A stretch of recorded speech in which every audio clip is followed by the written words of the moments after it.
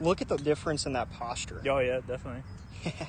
So you can kind of see how a little bit of the middle of your back sticks through now.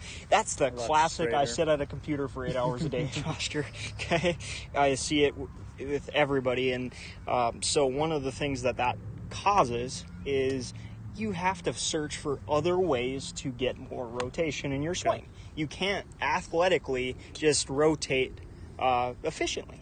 Okay, so what happens is you start to overextend and try to lift the club more because you're not turning enough, and you're young enough and athletic enough to where you can get away with this. Let's putting you in a position where you can athletically just be a little more efficient is going to allow you to get the most out of your swing.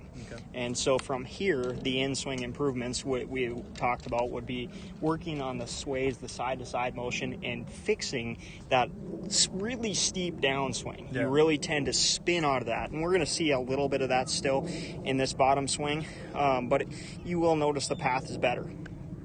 Okay, a little shallower. Okay. That movement again.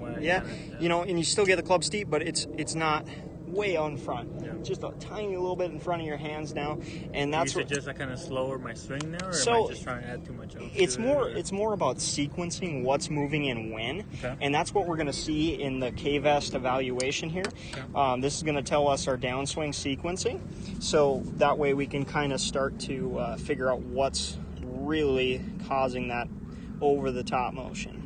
Okay. So what ends up happening for you more often than not is that your lead arm does go before your torso starts turning in the downswing.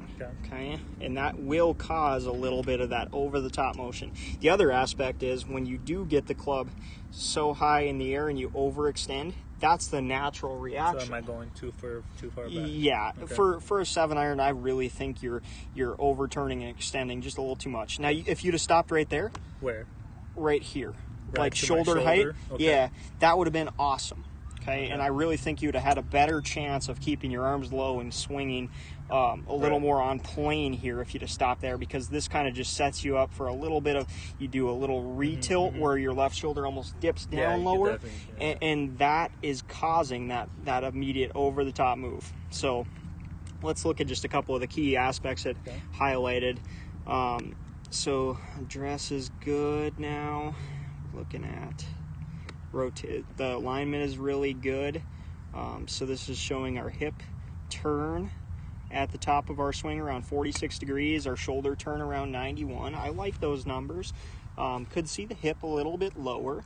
And one thing I see that leads to that sway, see that negative 14.2? That's our hip side bend.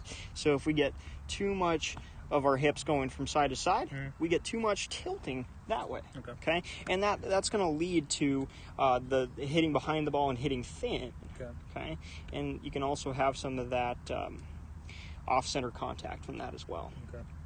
So this is showing you may have a little bit of too much tilt at address with your upper body. Okay?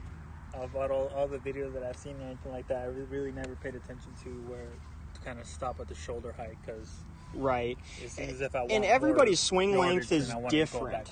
Yeah. So my idea for how we can create more power for you is we got to improve your sequencing and get your body turning in the right sequence to start your downswing. Okay, that is how you're going to develop power without reaching for too much. Okay, too much of a backswing, that is. So when you see this number 30.8 at the top, that's degrees of tilt, leftward tilt to the ground, and that is not enough. You know, you see your pro range is between 48 and 33. Really, it's about 37 is where I'd like to see you. So that's where getting more tilt will actually increase distance, as well as improving the center disc of contact. So the other aspect, let's look. So tilt at impact. So we're looking at right tilt now. That is something where you don't tilt a ton. Okay. See how your shoulders are pretty level at impact. Okay. If we pulled up a pro, you would see a noticeable difference where this right arm and right shoulder are way lower coming into impact. And that's where we're going to get more of an inside-out path from as well. So just by changing your path from outside to in to inside to out, we're going to see a distance gain. and change